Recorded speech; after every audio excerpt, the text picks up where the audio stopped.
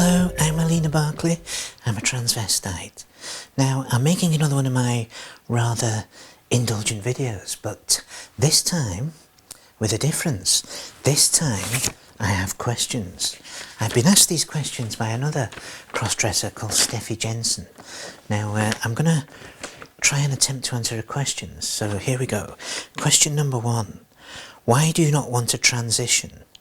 Now, this is an interesting question, because lots of cross-dressers, transvestites, T-girls, transgendered, even some transsexuals, believe they're women or want to be women, but they don't transition.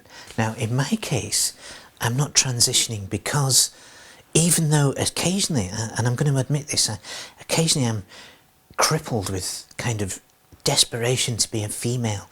I really want to be a woman, but I know I'm a man, but I kind of get out of those moods, so they can hit me without warning. But anyway, I digress. Steffi's question, why do I not want to transition? I don't want to transition for many reasons. One of them is, the biggest is, I love the life I have with my wife and family, and I don't want to give it up.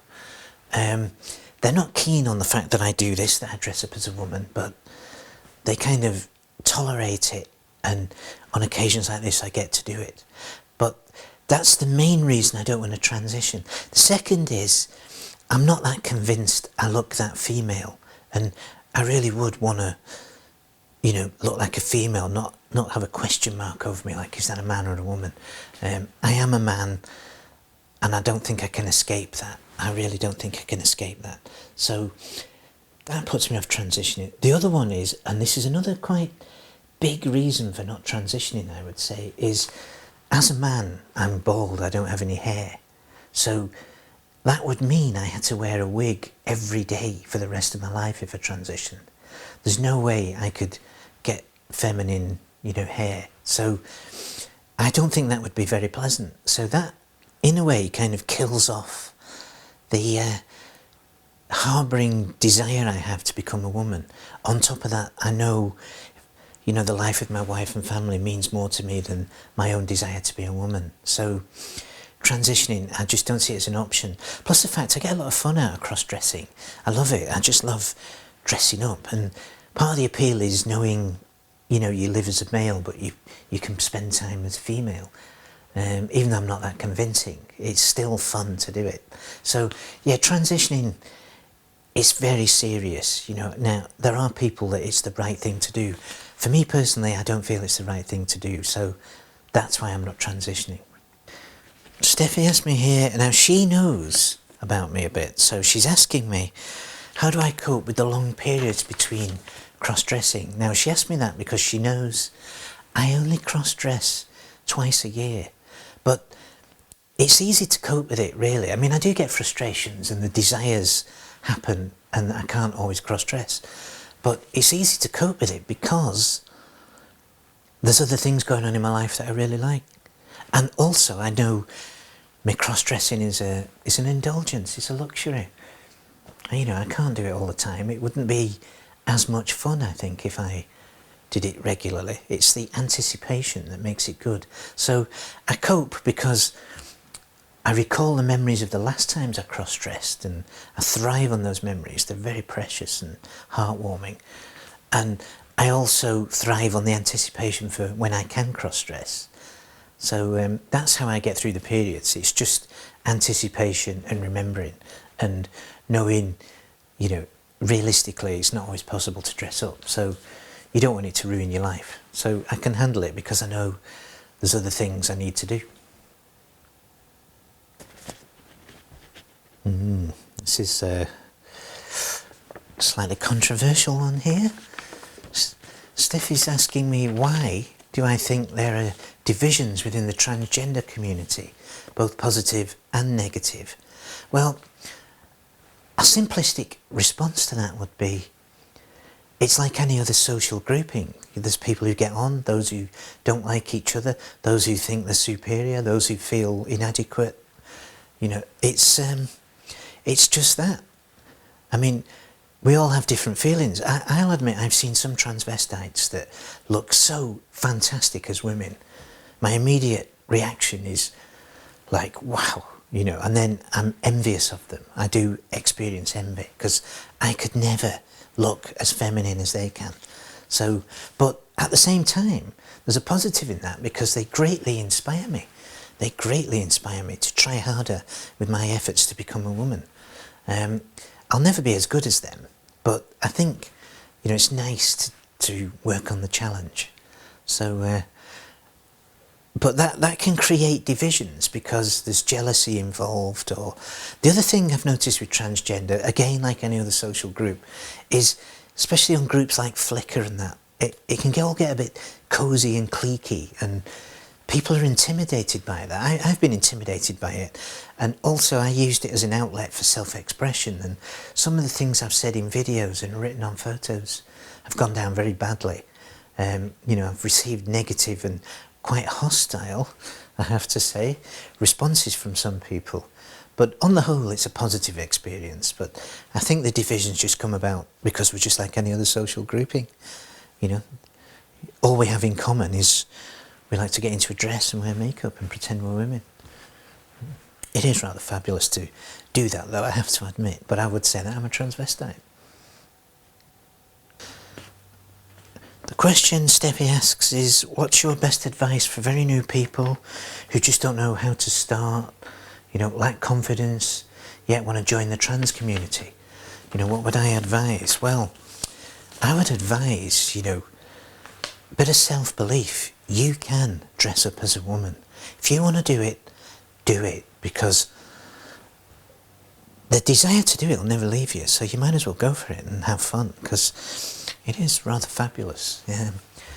Being a man, you know, and who wants to dress as a woman, why deny it? If you feel that way, go for it. So my advice on that would be, give in to your feelings, go for it. But as far as joining the community goes, well, the internet is your friend here. The internet can help you get to places you would never imagine you would have gone with your cross-dressing. When I started out, it was the internet that basically gave me the confidence to become Helene. And here, you know, when I first started, I've never imagined I would stand here in a skirt and high heels in makeup, talking to a camera about being a man who's dressed up as a woman.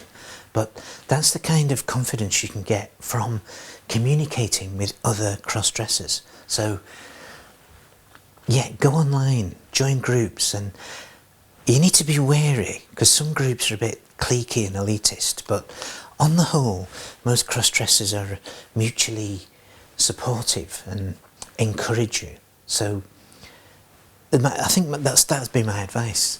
Go online or look at magazines like Repartee, and if you really like the skills yet truly want to know just how female you could look, or just have the experience, and this is expensive but it's worth a consideration, is visit a dressing service where they'll make you over into a woman.